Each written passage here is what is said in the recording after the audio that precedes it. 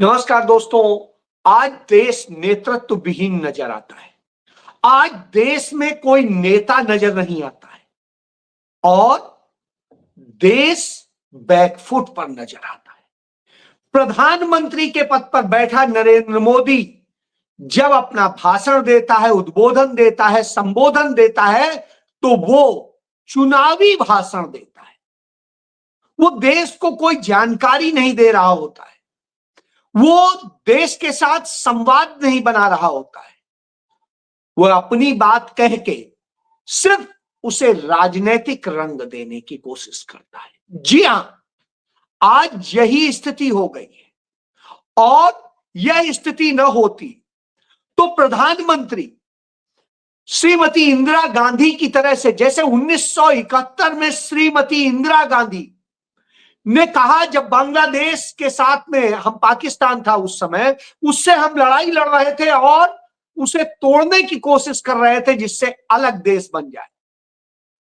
तब वो असम के उस बॉर्डर पर गई जहां से हमारा युद्ध चल रहा था। तमाम खतरों के लिए उन्हें आगाह किया गया, फिर भी गई और जाने के बाद वहां से सैनिकों को संदेश दिया कि सिर्फ तुम नहीं, हम भी मरने को तैयार हैं, आप परेशान मत हो। सैनिक कितने उत्साह में आए कि उन्होंने 13 दिन में वह काम कर दिया जो दुनिया में कोई नहीं कर सका था। 13 दिन में दुनिया का भूगोल बदल दिया। अब आप 22 तारीख से लेके अब तक याद कर लीजिए कितने दिन हो गए, और इतने दिनों बाद भी हालत यह है कि हमारे प्रधानमंत्री की हिम्मत नहीं हुई जम्मू कश्मीर जाने की। प्रधानमंत्री फोटो के लिए, अपने इवेंट बनाने के लिए जाता है तो कहां, जालंधर स्थित उस एयरबेस में जहां पर तमाम सारी सुरक्षाएं, और वहां जाकर के वहां से भाषणबाजी करता है। वहां भाषण देता है कि अब यदि ऐसा हुआ तो ऐसा होगा, ऐसा नहीं तो ऐसा होगा।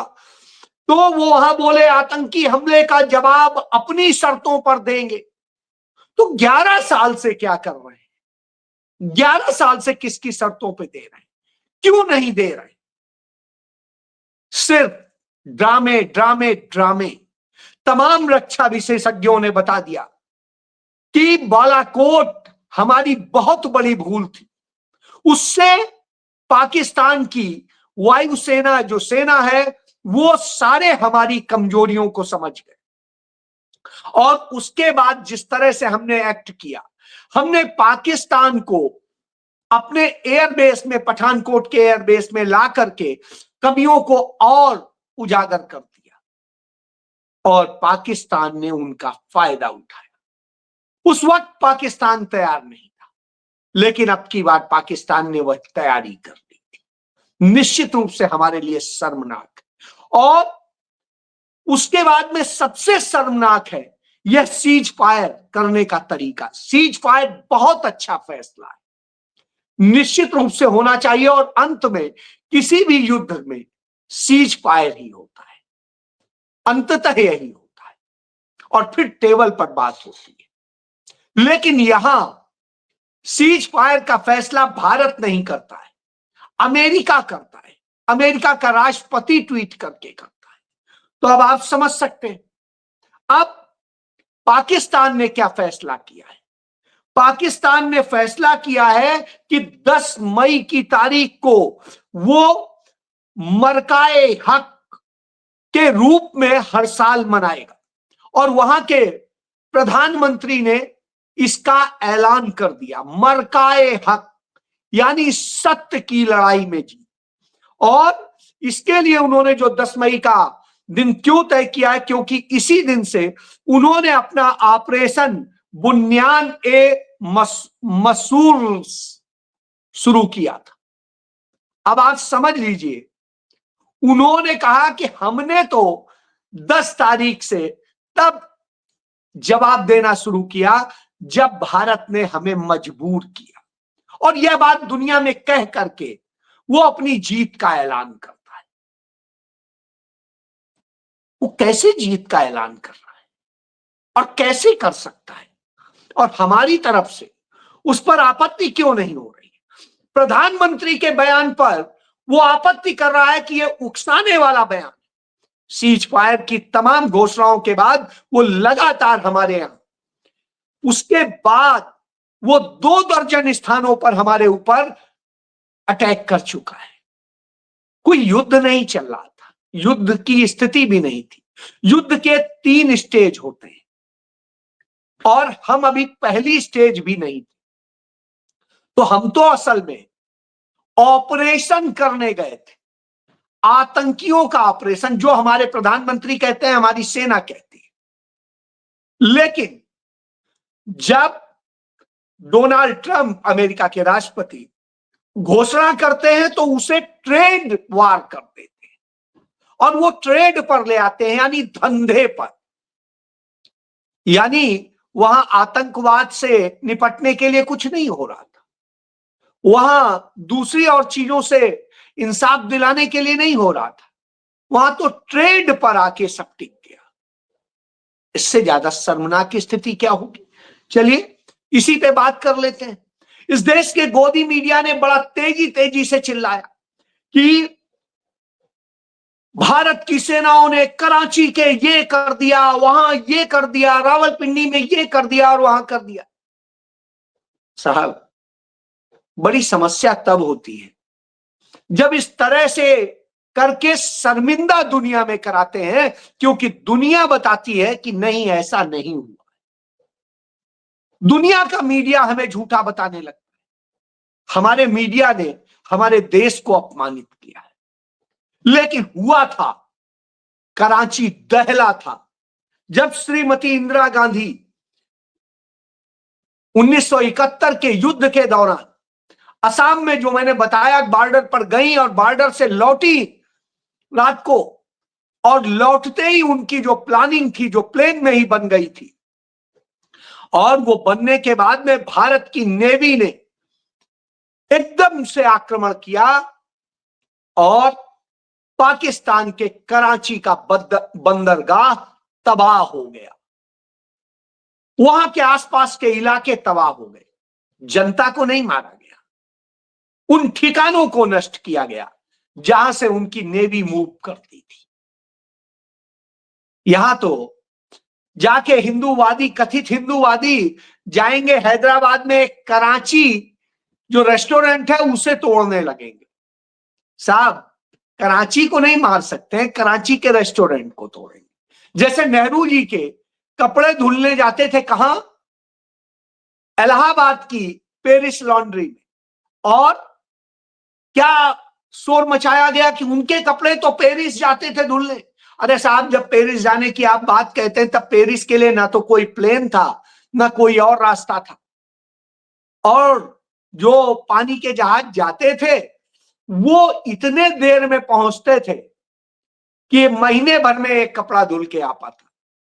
तो अब आप समझिए कि कितना झूठ बोलने वाले लोग हैं। बहरहाल, मैं क्यों कह रहा हूं नेतृत्व विहीन है, क्योंकि भारतीय जनता पार्टी का ही एक जो मंत्री है विजय शाह मध्य प्रदेश में, वो हमारी कर्नल सोफिया के लिए जितने अपशब्द इस्तेमाल करता है, जिस तरह के शब्द जो समर्पित है जो परिवार देश के लिए, और आज से नहीं 1857 के युद्ध के दौरान से वो परिवार समर्पित है, उस परिवार की उस बेटी के लिए जितने गंदे शब्द इस्तेमाल करता है वह शर्मनाक है। क्योंकि लीडरशिप होती तो उसे तुरंत सबक सिखा देती और कहती ये क्या होगा। प्रधानमंत्री भले ही कहे निर्दोष लोगों का खून बहाने का एक ही अंजाम होगा, तबाही और तबाही, महाविनाश, लेकिन क्या सच में ऐसा हुआ है? नहीं हुआ है। अब तक निर्दोष लोगों के खून बहाने वालों को कोई सजा नहीं मिली। उधर बांग्लादेश ने अपना रुख दिखाना शुरू कर दिया है। यही बात राहुल गांधी बार बार कहते थे कि भारत की विदेश नीति को संभालिए, वो बिगड़ रही है, और बिगड़ने का नतीजा ये हुआ बांग्लादेश और पाकिस्तान को जो हम दूर रखते थे वो एक साथ आ गए। चीन और पाकिस्तान को हम दूर रखते थे वो एक आ गए। हम मालदीव को चीन से दूर रखते थे वो एक आ गए। हम श्रीलंका को चीन से दूर रखते थे वो एक आ गए। और इस तरह की स्थिति हो गई कि आज हम बुरी तरह फंसे हुए। और ऐसे में बांग्लादेश घोषणा करता है कि भारत के जो पूर्वोत्तर के 7 राज्य हैं, जिन्हें 7 सिस्टर्स कहते हैं, वो उन्हें इंडिपेंडेंट कंट्री की तरह से ट्रीट करेगा, यानी वो स्वतंत्र देश की तरह ट्रीट करेगा। अब आप सोचिए, जब वह इसके लिए बात कर रहा हो, इसकी हिमाकत कर रहा हो, एकीकृत आर्थिक विकास की रणनीति पर वो कह रहा है कि जोर देंगे, तो चिंताजनक। हमें इस पर खुल के आना चाहिए कि ये क्या हो रहा है, क्योंकि आज इस जो भी है झड़प हुई हमारी और ये जो ऑपरेशन चला, इस ऑपरेशन से हमें हासिल क्या हुआ और किस तरह के हम कहां रहे और क्या है। सीमावर्ती क्षेत्रों में हजारों घर तबाह हो गए हैं, दुकानें तबाह हो गई हैं और तमाम चीजें तबाह हो गई। दर्जनों लोग मौत के मुंह में चले गए। आज उमर अब्दुल्ला जो जम्मू कश्मीर के मुख्यमंत्री हैं, वो वहां गए थे तमाम मौकों पे और लोग अपने दर्द बयां कर रहे थे। लोगों की स्थिति ऐसी हो गई है, उनके लिए सरकार क्या कर रही है? रोते बिलखते वो बच्चे पूछ रहे हैं हमारे लिए सरकार कर क्या रही है? क्या कोई है हमारा भी?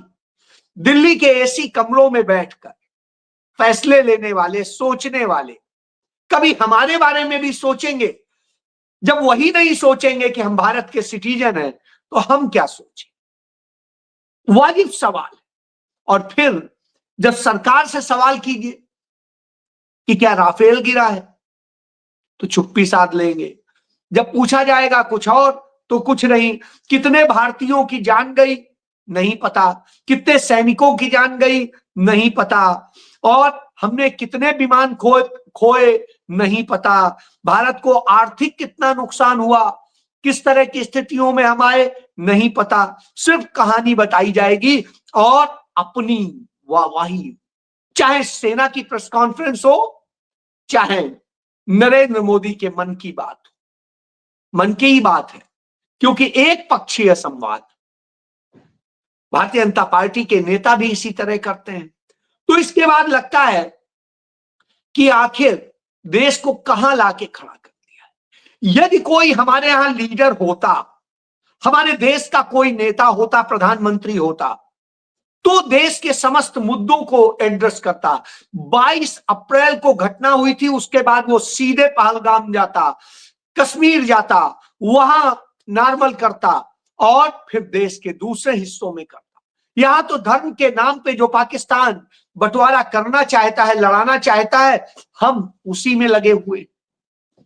हम सच बोलने वाले अफसरों को ट्रोल करते हैं और देश के लिए जाबाज अफसरों को जिस तरह के हम शब्द इस्तेमाल कर रहे हैं, वह शर्मनाक है। तो जब यह स्थिति हो, तो फिर आएगा कौन, बोलेगा कौन, रोकेगा इसे? कोई नहीं। सिर्फ एक राहुल गांधी जब उन्हें मौका मिलता है तो संसद में एक एक बात खोल के रख देते हैं। संसद के बाहर भी बताते हैं, सरकार को ताकीद करते हैं, ट्वीट करके भी, बोल के भी, कह के भी, चिट्ठी लिख के भी, लेकिन यह सरकार समझती नहीं। और समझती है तब तक बहुत देर हो चुकी होती है, हम बहुत कुछ खो चुके होते हैं, यह स्थिति होती है। अब आप देखिए, पहलगाम आतंकी हमले पर जो कांग्रेस बार बार कह रही थी कि हमने पूर्ण समर्थन दिया है, बिना किसी शर्त के दिया है, आप करिए इस ऑपरेशन को। और ऑपरेशन सिंदूर को इतना पूरा फुल सपोर्ट देने के बाद भी आपने ट्रंप के एक ट्वीट पर कर दिया। क्यों कर दिया? और ट्रंप ने बातों बातों में यह भी मान लिया कि अडानी के केस को बंद करने का रिक्वेस्ट है। यानी एक अदानी के लिए इतने बड़े सौदे किए जा रहे हैं, उसके लिए सब कुछ आप कर देंगे। वही देश है, लग तो अब यही रहा है। वही लीडर है, लग तो अब यही रहा है। तो इस दशा में ला करके खड़ा कर दिया है। प्रधानमंत्री ने राष्ट्र के नाम जो संबोधन दिया, उन्होंने उस संबोधन के जरिए देश को निराश किया है, अचानक हुए सीज फायर से भी निराश किया है। उन्होंने यह भी दर्शा दिया कि अब भारत एक संप्रभु देश की तरह से नहीं है, भारत कहीं और से आए निर्देशों का पालन करता है, भारत की विदेश नीति कहीं और तय होती है और हम अमेरिका के जाल में फंसे हुए। अमेरिका अपने धंधे के लिए हमें पाकिस्तान के बराबर लाके खड़ा कर देता है, जो हम चीन के बराबर खड़े होने की कोशिश कर रहे थे, और हमें इस तरह से लाके खड़ा कर देता है कि हम घुटनों में खड़े दिखाई देते हैं। हमारा प्रधानमंत्री इतना डरपोक है कि वो ना तो घटना स्थल पर जाता है, न शहीदों के परिवारों से मिलता है, न और कुछ, लेकिन उनके नाम पे राजनीति करता है, चुनावी प्रचार जैसी। तो वो हम पूरा देख रहे हैं। तो अब आप सोचिए, वो 8 दिन, ये 14 दिन, और इसके बाद में, इतने के बाद में इंदिरा गांधी ने 13 दिन में पाकिस्तान को 2 टुकड़े कर दिए थे, अमेरिका को उसकी औकात बता दी थी, दुनिया को हिला दिया था और कह दिया था हम तय करेंगे, अब बाउंड्रीज हम तय करेंगे, और 93,000 पाकिस्तानी सैनिकों का सरेंडर करा दिया था, जेलों में बंद कर दिया था। जब छोड़ा तो इन शर्तों के साथ छोड़ा कि पाकिस्तान घुटनों पर था। जो कैदी एक्सचेंज प्रोग्राम होता है अंतरराष्ट्रीय नियमों के तहत, वह शिमला समझौता किया, जिसके जरिए भारत पाकिस्तान के मसले में तीसरा कोई देश नहीं कूद पाएगा। लेकिन इस हमले के जरिए जो खेल हुआ, वो भारत की कूटनीतिक भी हार। हमने तथाकथित रूप से, जो कि हम कभी पानी रोक नहीं सकते हैं पूरा, थोड़ा बहुत हम रोक सकते हैं और वो ऑलरेडी रोक रहे हैं, तो और वो हम 2008 से रोक रहे हैं, 1987 से रोक रहे हैं, तो जितना पानी रोक सकते थे रोक रहे हैं। तो सिंधु समझौता तोड़ने के नाम का जो ड्रामा किया गया, उसका नतीजा यह हुआ कि पाकिस्तान को बहाना मिल गया और उसने शिमला समझौता तोड़ दिया। अब आप चाहे जितना कहते रहें कि द्विपक्षीय वार्ता होगी, अब तो त्रिपक्षीय हो गई, क्योंकि दोनों ने समझौते तोड़े, और शिमला समझौता ही था जो हमारी ताकत था कि पाकिस्तान और भारत के बीच कोई तीसरा नहीं आ सकता। लेकिन हम देख रहे हैं आ गया है। तो फायदा किसका हुआ? फायदा हुआ अमेरिका का, फायदा हुआ चीन का, फायदा हुआ पाकिस्तान का, फायदा हुआ बांग्लादेश का, नुकसान हुआ किसका? भारत का, भारत का और भारत के लोगों का। यदि हमारे यहां आज नेता होता, हमारे यहां आज प्रधानमंत्री होता, तो शायद हालात कुछ और। इसीलिए राहुल गांधी जैसा समझ के व्यक्तित्व की जरूरत है। सिर्फ भाषण जीवी नहीं, चुनाव जीवी नहीं। जी हां, ये जान लीजिए। जय